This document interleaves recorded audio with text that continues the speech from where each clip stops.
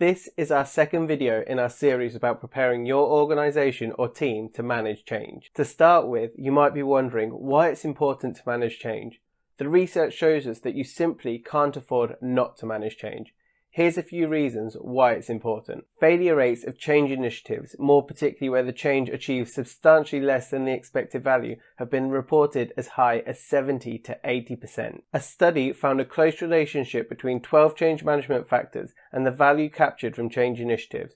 Companies effective at senior, mid-level and frontline captured on average 143% of the expected value. PwC published a study on project and program management practices.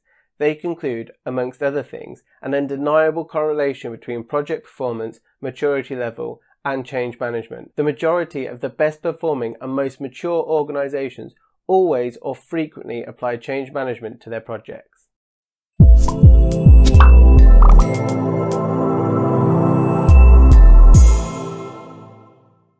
Applying change management practices to your organisation and teams is essential to supporting your employees and the aims and objectives of the company. It's important to define what we mean by change and what we mean by transition. From a change management perspective, change refers to the actual events, activities, interventions and steps that can be put into a project plan or a diary. Transition is the human psychological process of letting go of one pattern and engaging with a new one. In the words of William Bridges, transition is the natural process of disorientation and reorientation that marks the turning points in the path of growth.